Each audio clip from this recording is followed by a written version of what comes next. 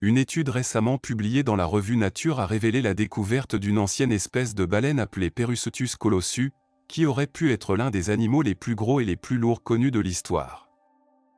Les os fossiles vieux de 37 millions d'années étaient si gros que les experts pensaient qu'il s'agissait de roches. Ils proviennent peut-être de l'animal le plus lourd qui ait jamais vécu.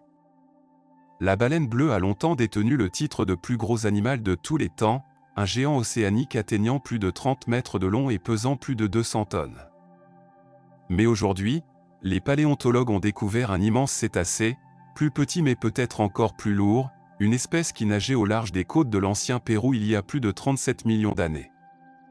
Nommé Perussetus colossus par le paléontologue Giovanni Bianucci de l'université de Pise et ses collègues, la baleine préhistorique aurait pu peser plus de 300 tonnes. La baleine, longue d'environ 15 mètres, est décrite aujourd'hui dans le magazine Nature. Le paléontologue de l'Université nationale mère de San Marcos et co-auteur de l'étude, Mario Urbina, a découvert le squelette partiel il y a 13 ans parmi les roches de la vallée d'Ica, dans le sud du Pérou. La découverte n'a pas été immédiatement impressionnante, car les os étaient si gros qu'ils ressemblaient davantage à des rochers. Au début, il a dû convaincre les autres membres de l'équipe que ce qu'il avait trouvé était en réalité un fossile, en raison de sa forme étrange, explique Elie Anson, co-auteur de l'étude et paléontologue au Musée national d'histoire naturelle de Stuttgart, Allemagne, mais lorsque les chercheurs ont examiné de fines sections de fragments du site. Les étranges morceaux se sont révélés être des os, et les équipes de terrain ont passé les 10 années suivantes à libérer Perussetus de la roche. Au total, les fossiles découverts dans la vallée d'Ica comprennent 13 vertèbres, 4 côtes et une partie de la hanche. L'anatomie des os, ainsi que l'époque à laquelle la baleine a nagé au large des côtes de l'Amérique du Sud, indiquent qu'il s'agissait d'un parent du Basilosaurus, une baleine complètement aquatique qui avait un long museau plein de dents perçantes et coupantes. En comparant les os connus de Perussetus avec les squelettes les plus complets de baleines vivantes et fossiles, Anson et ses collègues ont pu estimer la taille du géant. Bien que ce ne soit pas très long, Perussetus devait être une baleine très lourde. Les fossiles récupérés montrent des signes de pachyostéosclérose, un trouble caractérisé par des os épais et denses observés chez les lamantins et autres baleines primitives. Ces os denses aident les mammifères marins à maintenir un poids suffisant pour rester immergés sans être trop lourds pour remonter à la surface. Un corps trop dense signifie couler au fond et devoir constamment dépenser de l'énergie pour remonter, explique Anson. Pour contrecarrer ces os lourds, les mammifères marins ont besoin de suffisamment de tissus flottants, tels que les muscles et la graisse, pour rester à un point optimal où ils peuvent facilement flotter dans la colonne d'eau sans dépenser trop d'énergie pour nager vers le haut ou vers le bas. Nous avons utilisé le rapport entre le tissu squelettique et tous les autres tissus connus de plusieurs espèces vivantes de mammifères marins pour calculer la masse corporelle totale du Perussetus, explique Anson, qui situe la baleine entre 93 et 370 tonnes.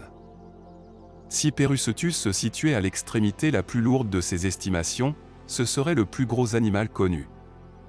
Il faudra davantage de matière fossile pour déterminer avec précision la taille de l'ancienne baleine.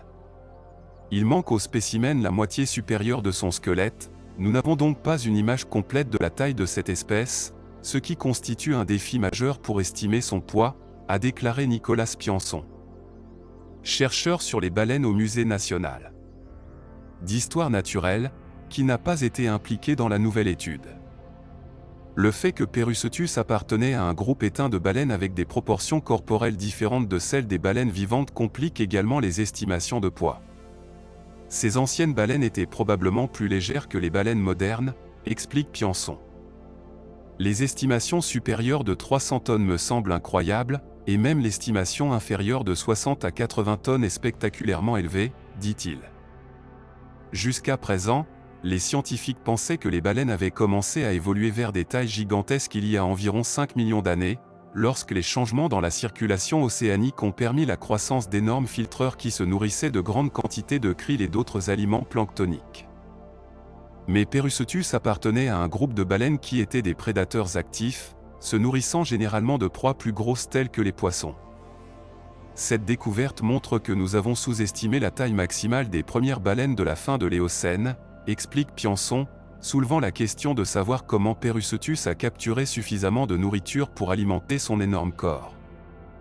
Bien que les scientifiques aient beaucoup appris sur ce cétacé colossal, on ne sait toujours pas exactement comment il vivait.